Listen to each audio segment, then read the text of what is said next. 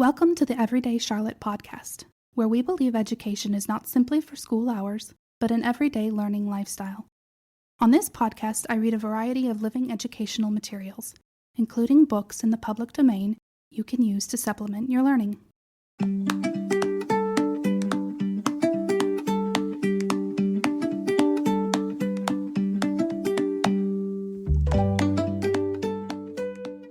The Tale of Peter Rabbit by Beatrix Potter.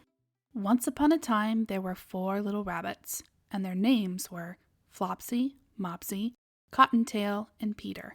They lived with their mother in a sandbank underneath the root of a very big fir tree. "Now, my dears," said old Mrs. Rabbit one morning, "you may go into the fields or down the lane, but don't go into Mr. McGregor's garden. Your father had an accident there. He was put in a pie by Mrs. McGregor.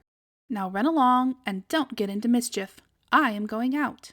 Then old Mrs. Rabbit took a basket and her umbrella and went through the wood to the baker's. She bought a loaf of brown bread and 5 currant buns. Flopsy, Mopsy, and Cottontail, who were good little bunnies, went down the lane to gather blackberries.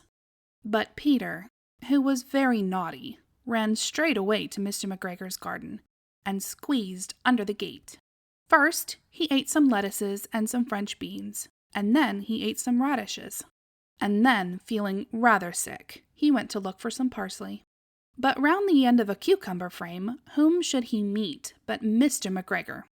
Mr. McGregor was on his hands and knees planting out young cabbages, but he jumped up and ran after Peter, waving a rake and calling out, "Stop, thief!"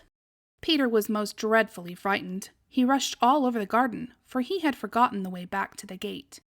He lost one of his shoes among the cabbages, and the other shoe amongst the potatoes. After losing them, he ran on 4 legs and went faster, so that I think he might have gotten away altogether if he had not unfortunately run into a gooseberry net, and got caught by the large buttons on his jacket. It was a blue jacket with brass buttons, quite new. Peter gave himself up for lost, and shed big tears. But his sobs were overheard by some friendly sparrows, who flew to him in great excitement and implored him to exert himself. Mr. McGregor came up with a sieve, which he intended to pop upon the top of Peter, but Peter wriggled out just in time, leaving his jacket behind him, and rushed into the tool shed and jumped into a can. It would have been a beautiful thing to hide in if it had not had so much water in it. Mr. McGregor was quite sure that Peter was somewhere in the tool shed, perhaps hidden underneath a flower pot.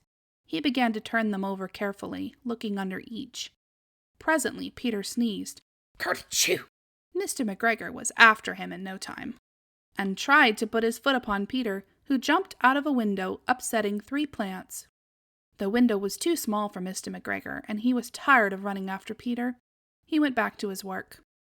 Peter sat down to rest. He was out of breath and trembling with fright, and he had not the least idea which way to go.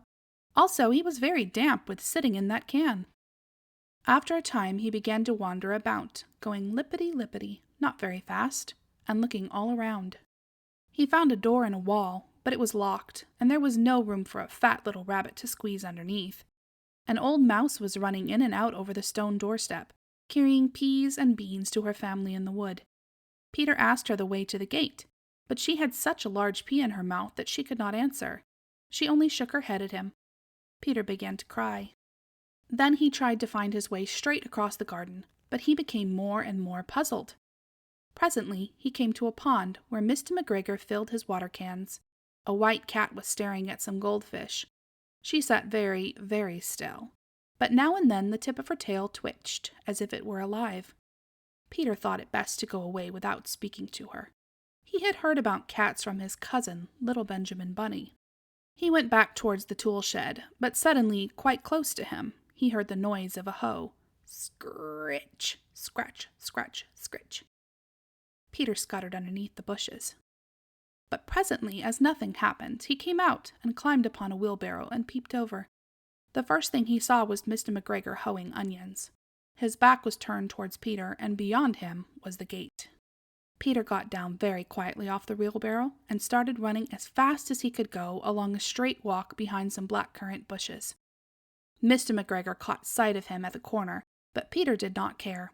He slipped underneath the gate and was safe at last in the wood outside the garden. Mr. McGregor hung up the little jacket and the shoes for a scarecrow to frighten the blackbirds. Peter never stopped running or looked behind him till he got home to the big fir tree. He was so tired that he flopped down upon the nice soft sand on the floor of the rabbit hole and shut his eyes. His mother was busy cooking. She wondered what he had done with his clothes. It was the second little jacket and pair of shoes that Peter had lost in a fortnight. I am sorry to say that Peter was not very well during the evening. His mother put him to bed and made some chamomile tea, and she gave a dose of it to Peter. 1 tablespoon to be taken at bedtime. But Flopsy, Mopsy, and Cottontail had bread and milk and blackberries for supper. The end. You've been listening to The Tale of Peter Rabbit on Everyday Charlotte. Come back next week. I have so many more good books to share with you.